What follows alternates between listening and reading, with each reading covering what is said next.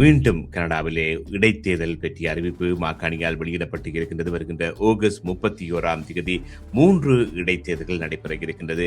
ஒன்று Vancouver British கொலம்பியாவிலும், அடுத்தது ஒன்டாரியோவிலும், அடுத்தது கியூபேக்கிலும் நடைபெற இருக்கின்றது. இந்த அண்மையில் வெளிவந்த கருத்து கணிப்புகளின்படி கன்சர்வேட்டிவ் கட்சியின் செல்வாக்கு என்பது மக்களிடையே அதிகரித்து வருகின்றது. இரண்டு கட்சிகளுக்கும் இடையேயான வாக்கு வித்தியாசம் என்பது ஒற்றை ஸ்தானத்திற்கு வந்துவிட்ட நிலையை காணக்கூடியதாக இருக்கின்றது. இவ்வாறானது லிபரலுக்கு ஒரு ஆரோக்கியமான செய்தியாக இல்லை. ஆனால் அவர்களால் தொடர்ந்து 2029ஆம் ஆண்டு வரையான ஆட்சியை கொண்டு செல்ல முடியும் என்கின்ற பொழுதும் இந்த இடைத்தேர்தல்களின் பொழுது வருகின்ற ஆசனங்களையும் தங்கள் பக்கமாக கைப்பற்றுவதற்கான ஒரு முயற்சியைத்தான் இப்பொழுது அவர்கள் மேற்கொண்டு கொண்டிருக்கின்றார்கள். லிபரல் கட்சியானது தேர்தல்களின் பொழுது செலவழிக்கின்ற பணம் என்பது விளம்பரங்களில் மிக குறைவானதாகவும், கன்சர்வேட்டிவ் கட்சி செலவழிக்கின்ற பணம் என்பது கூடுதலாக இருந்த பொழுதும் அந்த அவர்களுடைய அதிர்ஷ்ட காற்றோ அல்லது மக்களின் நாடு பிடித்த அறிதல் என்பது லிபரல் கட்சியை பொறுத்தவரையில் அந்த அசாதாரண வெற்றிகளை கொடுத்து வருகின்றது. அந்த வகையில் பார்க்க போனால் நிச்சயமாக இந்த 3 தொகுதிகளிலும் 2இல் வெல்லக்கூடிய சந்தர்ப்பத்தை, அதாவது இங்கே உள்ள டொரண்டோவில் உள்ள தொகுதி என்பது சாதாரணமாக வென்றுவிட வேண்டும். இங்கே இப்பொழுது டொரண்டோவில் நாங்கள் ஒரு புதிய வரவு ஒன்றை காண்கின்றோம், அல்லது புதிய மாற்றம் ஒன்றை காண்கின்றோம். முஸ்லீம் தலைமைத்துவம் என்பது பாராளுமன்றம் மற்றும் மாகாண ரீதியில் பலம் பெற்று வருகின்றது. முஸ்லிம்களிடையான ஒற்றுமை மற்றும் அவர்கள் நாடு சாராமல் தாங்களே ஒரு இஸ்லாமிய மதத்தவர்கள் என்று பார்க்கின்ற ஒரு தன்மை போன்றனவெல்லாம் இந்த வெற்றிகளுக்கு காரணமாக இருக்கின்றன. அந்த வகையில் வந்து முக்கியமாக அந்த மாகாணத்திற்கு லிபரல் அரசு தான் ஆட்சிக்கு வந்ததன் பின் செய்த பணிகள் அல்லது கொடுத்த வாக்குறுதிகள் நிறைவேற்றப்பட்டிருக்கின்றனவா, அல்லது இந்த லிபரல் கட்சி நிச்சயமாக கியூபெக்கை பிரதிநிதித்துவப்படுத்தக்கூடிய ஒரு கட்சியாக பகிரங்கப்படுத்தப்படுமா, அல்லது பிளாக் கியூபெக்குவா தனது பலத்தை இழப்பதற்கான களமாக இருக்குமா என்பதில் பிளாக் கியூபெக்குவா நிச்சயமாக மிகுந்த ஒரு கடும் பணியில் ஈடுபடும். இந்த தேர்தலின் பொழுது ஆக குறைந்த வாக்குகளால் தான் வெற்றி பெறுவதற்கு பியர் பொலிவியர் தனது தலைமையை தக்க வைக்க வேண்டுமாக இருக்கும் பட்சத்தில் அவர் வாக்கு வீதத்தை தன்னும் கன்சர்வேட்டிவ் வேட்பாளர்களுக்கு அதிகரிப்பதற்காக தனது நேரத்தை இந்த 3 தொகுதிகளிலும் அதிகமாக செலவிட முடியும். அதே நேரம் மாக்காணி அவர்களின் பிரசன்னம் என்பது அவ்வாறு தொடர்ச்சியாக இருக்காவிட்டாலும் அந்த சார்ந்துள்ள தொகுதிகள் லிபரல் தொகுதிகள் என்கின்றபடியால் இந்த 2 வெற்றிகளை மையப்படுத்தி லிபரல் கட்சி பயணிக்கும். அதே நேரம் 3வது வெற்றி கிடைத்தால் அது அவர்களுக்கு ஒரு அதிர்ஷ்டமாக அமையும்.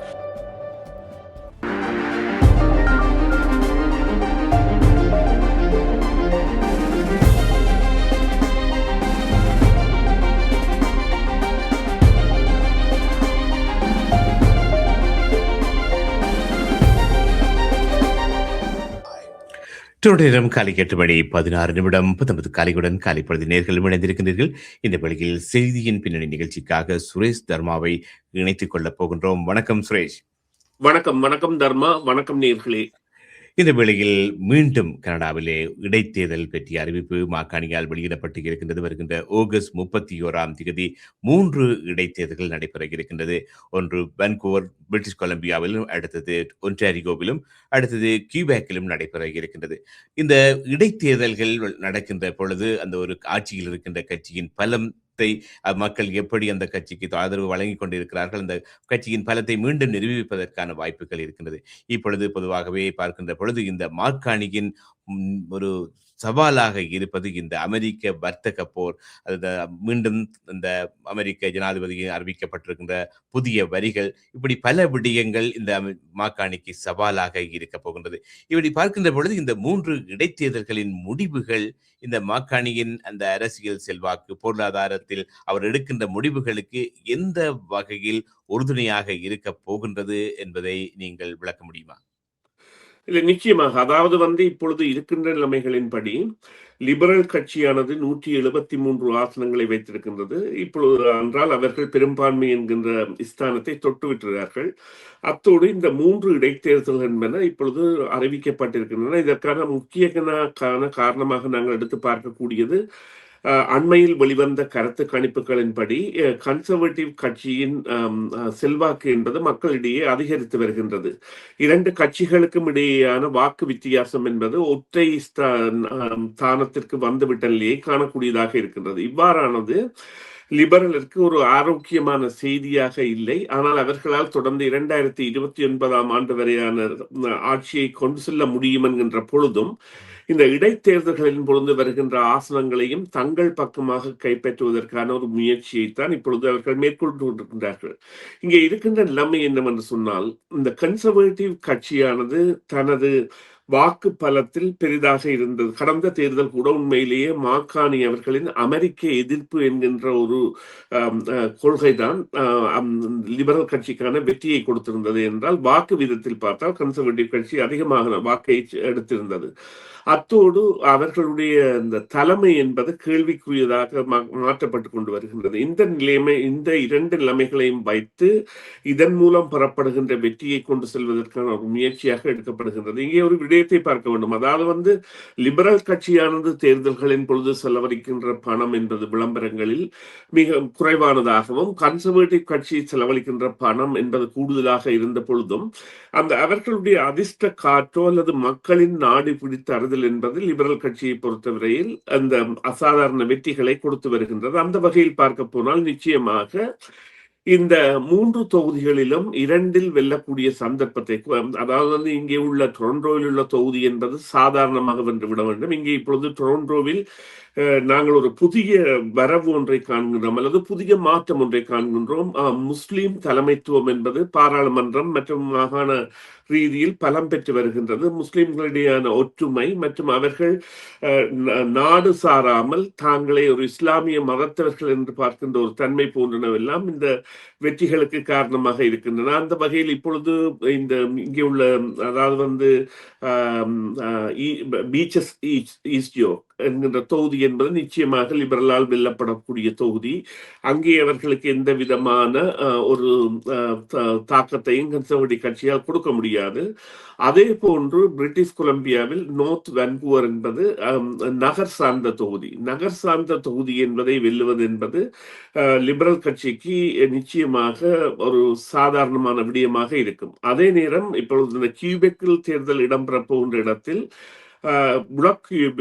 ஒரு கடும் போட்டியை கொடுக்கும். எனவே அவ்வாறான நிலையில் நாங்கள் பார்க்க போனால் மேலதிகமாக 2 ஆசனங்களை பெற்று 175 ஆசனங்களுடன் லிபரல் கட்சியானது 2029 வரை ஆட்சியை தொடரக்கூடியதாக இருந்தாலும், லிபரல் கட்சி தொடர்பான மக்களின் விமர்சனங்கள் என்பன தற்பொழுது எழுந்து வருகின்றன. அதாவது மாக்கானியை பொறுத்தவரையில் அவர் நாட்டை ஒரு வழிநடத்தி செல்கின்றார், தான் விரும்பிய பாதையில் அந்த பாதையை அடைவதற்காக. ஆனால் அவற்றின் பெறுபேறுகள் எவ்வாறு இருக்கின்றன என்கின்ற கேள்வி என்பது மக்களிடையே தற்பொழுது ஒரு பெரிய கேள்வியாக இருக்கின்றது. மறுபக்கமாக பியர் பொலிவியர் அவர்கள் கன்சர்வேட்டிவ் கட்சியின் தலைவராக இருந்தால் கூட தனது தொகுதியில் அவர் தோற்று பிறகு அல்பர்டாவில் சென்று வென்று வந்த பொழுதும் அவரது குழுவில் உள்ள பல உயர்மட்ட உத்தியோகஸ்தர்கள் ஒரு 3 அல்லது 4 பேர் விலத்தி இருந்தார்கள் அவருடனான அதிருப்தி காரணமாக. எனவே அவர் தொடர்ந்து தலைமையை தக்க வைப்பதா அல்லது புதியதொரு தலைமையை தேடுவதா என்பது கன்சர்வேட்டிவ் கட்சியின் முன்னுள்ள தெரிவாக இருக்கின்றது. ஏனென்றால் அவர்களுடைய உள்ள பிரச்சனை என்பது குறிப்பாக இங்கே ஒரு முக்கியமான விடயத்தை பார்க்க வேண்டும். இந்த லிபரல் கட்சியின் பெரும்பான்மை என்பது வருவதற்கான காரணம் அவர்கள் கன்சர்வேட்டிவ் கட்சி, மக்களால் கன்சர்வேட்டிவ் கட்சியால் இருந்து தெரிவு செய்யப்பட்ட பாராளுமன்ற உறுப்பினர்களை புளோர் கிராசிங் என்கின்ற கட்சி தாவலுக்கு உள்ளாக்கி இருந்தார்கள். 4 பேர் அவ்வாறு கட்சி தாவி இருந்தார்கள். நான் நினைக்கின்றேன் 3 பேர் கன்சர்வேட்டிவில் இருந்தும் ஒரு ஆள் NDP-யில் இருந்தும் என்றால் நம்புகின்றேன். அதன் மூலம்தான் பெற்றிருந்தார்கள். எனவே ஜனநாயக முறைப்படி பார்த்தால் ஒரு சாத்தியமற்ற அல்லது அறுதி பெரும்பான்மையை பெற முடியாத நிலையில் இருந்த லிபரல் என்பது அவ்வாறான நிலைக்கு வந்ததற்கான காரணம் இந்த கட்சி தாவல்கள். ஆனால் அவர்களை பொறுத்தவரையில் இப்பொழுது அவர்களுக்கு தேவை இல்லை. ஆனால் இந்த வாக்கு வங்கியில் ஏற்படுகின்ற மாற்றம் என்பது இப்பொழுது தேர்தலை வைக்காவிட்டால் சில வேளைகளில் இந்த கன்சர்வேட்டிவ் கட்சிக்கான ஆதரவை அல்லது கன்சர்வேட்டிவ் கட்சி 2 உறுப்பினர்களை பெறக்கூடிய தன்மையை ஏற்படுத்தும். அது வருகின்ற எதிர் வருகின்ற தேர்தலின் பொழுது சில மாற்றங்களை ஏற்படுத்துவதற்கு வழிவகுக்கும் என்ற ஐயம் காரணமாக இருக்கும். பொதுவாகவே இந்த இடைத்தேர்தல்களில் பொதுவாக தேர்தல் வருகின்ற பொழுது இந்த வாக்காளர்கள் பல கோரிக்கைகளை வைப்பார்கள். அவர்களுடைய எதிர்பார்ப்புகள் இருக்கும். பொதுவாகவே இந்த இடைத்தேர்தல் என்று வருகின்ற பொழுது, அந்த வாழ்க்கை செலவு பிரச்சனை, பொருளாதார பிரச்சனை, வீட்டு வசதி பிரச்சனை என்று பல பிரச்சனைகள் இருக்கும். ஆகவே இந்த 3 மாகாணங்கள், அதாவது பிரிட்டிஷ் கொலம்பியா, கியூபெக் என்று நடக்கின்ற பொழுது, ஒவ்வொரு மாகாணங்களிலும் ஒவ்வொருபட்ட பிரச்சனைகளை எதிர்நோக்கிக் கொண்டிருக்கிறார் எதிர்கொண்டிருக்கின்றார்கள். ஆகவே இந்த இடைத்தேர்தல்களில் மக்களின் எதிர்பார்ப்பு இந்த வேட்பாளர்களை தெரிவு செய்வதில் எப்படி இருக்கப் போகின்றது? இல்லை, நிச்சயமாக இங்கே 2 விடயங்கள் முதல் ஆராய வேண்டியது. ஒன்று, ஆகஸ்ட் 31ஆம் தேதி தேர்தல் என்பது கோடை காலத்தில் வருகின்றபடியால் பலரும் விடுமுறை போன்ற விடயங்களில் ஈடுபட்டிருப்பார்கள், அல்லது இவ்வாறான தேர்தல்களின் பொழுது வாக்களிப்பு வீதம் என்பது குறைவாக இருக்கக்கூடிய தன்மை இருக்கின்றது. இரண்டாவதாக, கட்சிகள் எவ்வாறு தங்களுடைய கட்டமைப்பை அந்த இடங்களில் தற்பொழுது தக்க வைத்துள்ளன தேர்தலுக்கு முந்தைய காலத்தில் என்பது அவர்களுக்குரிய ஒரு ஆரோக்கிய புலமாகும். அல்லது அந்த வாக்காளருக்குள்ள செல்வாக்கு அல்லது வாக்காளருக்குள்ள தொண்டர் பட்டாளம் என்பது அவர்களுக்குரிய நிலைமையை தீர்மானிக்கக்கூடியதாக இருக்கும். எனவே இங்கே பொருளாதார ரீதி அல்லது மாகாண பிரச்சனைகள் இந்த இடைத்தேர்தலின் பொழுது மையப்படுத்தப்பட்டு வாக்களிப்பு இடம்பெறுமா என்றால் அதற்குரிய சந்தர்ப்பம் என்பது குறைவாக உள்ளதாகவும், அதே நேரம் இந்த பல்க் ஓட்ஸ் எனப்படுகின்ற, இப்பொழுது இவ்வாறு கூறுங்கள், ஒரு இஸ்லாமிய இனத்தைச் சேர்ந்தவரை நிறுத்துகின்ற பொழுது சிறுபான்மை முகம் என்கின்ற தன்மை இருக்கின்றது. அதன் மூலம் வெல்லக்கூடிய ஒரு தொகுதியாக ஈஸ்ட் யோர்க் பீச்சஸ் தொகுதி இருக்கின்ற பொழுது அங்கே நிச்சயமாக இவ்வாறான ஒன்றாரியோ சந்திக்கின்ற பிரச்சனைகள் போன்றவை எல்லாம் எழுப்பக்கூடிய சாத்தியக்கூறுகள் இல்லை. ஆனால் வன்கூவர் போன்ற இடத்தில் அவ்வாறான ஒரு நிலை ஏற்படலாம். கியூபெக்கிலும் வன்கூவரிலும். கியூபெக்கில் முக்கியமாக அந்த மாகாணத்திற்கு லிபரல் அரசு தான் ஆட்சிக்கு வந்ததன் பின் செய்த பணிகள் அல்லது கொடுத்த வாக்குறுதிகள் நிறைவேற்றப்பட்டிருக்கின்றனவா, அல்லது இந்த லிபரல் கட்சி நிச்சயமாக கியூபெக்கை பிரதிநிதித்துவப்படுத்தக்கூடிய ஒரு கட்சியாக பகிரங்கப்படுத்தப்படுமா, அல்லது பிளாக் கியூபெக்குவா தனது பலத்தை இழப்பதற்கான களமாக இருக்குமா என்பதில் பிளாக் கியூபெக்குவா நிச்சயமாக மிகுந்த ஒரு கடும் பணியில் ஈடுபடும். இந்த தேர்தலின் பொழுது ஆக குறைந்த வாக்குகளால் தான் வெற்றி பெறுவதற்கு. அதே போன்று வன்கூவர் பிரதேசத்தில் நிச்சயமாக இந்த பொருளாதார நிலைமை மற்றும் இந்த அஃபோர்டபிள் ஹவுசிங் அல்லது வீட்டு நிலைமைகள் போன்றவற்றின் பிரச்சனைகள் எல்லாம் நிச்சயமாக அங்கே மக்களால் எடுத்து உரைக்கப்படக்கூடியதாகவோ அல்லது மக்கள் தங்களுடைய வாக்குகளை தேவைக்கு ஏற்ப மாதிரி தகுந்து விநியோகிக்கக்கூடியதாக தன்மை இருந்தால் கூட இந்த வாக்கு வீதம் என்பது கடந்த தேர்தலின் பொழுது அந்த தொகுதியில் பெறப்பட்ட வாக்கு வீதத்தின் அடிப்படையில் ஒப்பிட்டு நோக்கினால் கூட இந்த லிபரல் கட்சிக்கு சாதாரணமாக வெற்றியை பெறக்கூடிய அல்லது ஒரு நெருக்கமாக ஒரு சில ஆயிரம் வாக்குகளால் வெற்றியை பெறக்கூடிய தன்மை இருக்கின்றது. ஏனென்று சொன்னால் அவ்வாறான அங்கே அவர்கள் முதலாவதாக இவ்வாறான தொகுதியை வைத்திருக்கின்ற பொழுது அல்லது கடந்த 2025ஆம் ஆண்டு தேர்தலில் அந்த தொகுதியில் நான் நினைக்கின்றேன் 59 அல்லது 60% வாக்குகளை பெற்றிருந்த நிலையில் அந்த வாக்கு வீதம் என்பது சில வேளைகளில் குறையலாம், ஆனால் வெற்றி என்பது லிபரலை நோக்கியதாகத்தான் இருக்கும். எனவே பொருளாதாரத்தை மையப்படுத்தி இந்த தேர்தல்கள் செல்ல போகின்றதற்குரிய காலம் இருக்கின்றதா என்றால் அதற்குரிய காலங்கள் இல்லை, 4 வாரங்கள். ஆனால் நிச்சயமாக தலைவர்களின் பங்களிப்பு என்பது இந்த தேர்தல்களின் பொழுது இருக்கும். சில வேளைகளில் வாக்கின் வீதங்களை அதிகரிக்கலாம். குறிப்பாக பியர் பொலிவியர் தனது தலைமையை தக்க வைக்க வேண்டுமாக இருக்கும் பட்சத்தில் அவர் வாக்கு வீதத்தை தன்னும் கன்சர்வேட்டிவ் வேட்பாளர்களுக்கு அதிகரிப்பதற்காக தனது நேரத்தை இந்த 3 தொகுதிகளிலும் அதிகமாக செலவிட முடியும். அதே நேரம் மாக்காணி அவர்களின் பிரசன்னம் என்பது அவ்வாறு தொடர்ச்சியாக இருக்காவிட்டாலும் அந்த சார்ந்துள்ள தொகுதிகள் லிபரல் தொகுதிகள் என்கின்றபடியால் இந்த 2 வெற்றிகளை மையப்படுத்தி லிபரல் கட்சி பயணிக்கும். அதே நேரம் 3வது வெற்றி கிடைத்தால் அது அவர்களுக்கு ஒரு அதிர்ஷ்டமாக அமையும். அதுதான் உண்மை. அதைவிட இந்த வாக்காளர்கள் இந்த தேர்தலை ஒரு பரிச்சாத்த களமாக பாவிக்கக்கூடிய சாத்தியக்கூறு என்பது குறைவு. இந்த இடைத்தேர்தல் முடிவுகள் அடுத்த கூட்டாட்சி பொது தேர்தலுக்கான அரசியல் திசையை முன்னறிவிக்கும் ஒரு அறிகுறியாக இருக்குமா, அல்லது இதிலிருந்து எதிர்க்கட்சிகள் ஏதாவது ஒரு பாடத்தை படித்துக் கொள்ளுமா என்று நீங்க எதிர்பார்க்கின்றீர்களா?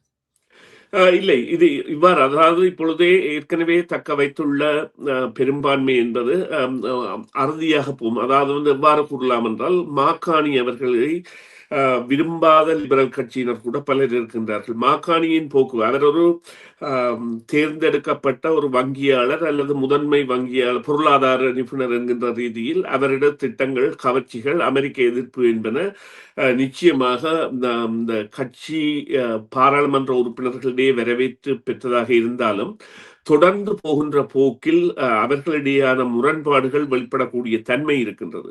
அவ்வாறு சிலர் ராஜினாமா செய்கின்ற பொழுதோ அல்லது சுயேட்சையாக மாறுகின்ற பொழுதோ ஏற்படக்கூடிய நிலைமை என்பதை தக்க வைப்பதற்கு இது உதவும். எனவே எதிர்கட்சிகளை பொறுத்தவரையில் அது எவ்வாறு ஒரு பாதகத்தை விளைவிக்கக்கூடியதாக மாறும் என்று கூறினால், லிபரல் கட்சி ஆரோக்கியமாக தனது பாராளுமன்ற உறுப்பினர்களின் நம்பிக்கையை மாகாணி மீது வைத்திருந்தால், மாகாணி அவர்களுக்கு ஏற்பட்டுள்ள நிலைமை என்பது ஒரு துரதிர்ஷ்டவசமான உலக பொருளாதாரம் சார்ந்த அல்லது உலக போர் சார்ந்த நிலைமையாகவும், டொனால்ட் ட்ரம்ப் அவர்கள் விதிக்கின்ற வரிகள் அல்லது செய்கின்ற நடவடிக்கைகள் என்பதற்கு இவருடைய பதில் எவ்வாறு இருக்க வேண்டும் என்பதில் ஒரு தெளிவற்ற தன்மையை கொண்டதாகவும் இருக்கின்றது. குறிப்பாக கடந்த வாரம் கனடாவின் அனைத்து முதல்வர்களும் கூடிய பொழுது அவர்கள் மாகாணி அவர்களுக்கு விடுத்த கோரிக்கை, எவ்வாறான திட்ட வரைவை நீங்கள் வைத்திருக்கின்றீர்கள் இந்த அமெரிக்க விவகாரத்தில் என்பதை தெளிவுபடுத்த வேண்டும் என்று. அது ஒரு கட்டளையாக விடப்பட்டது. அதாவது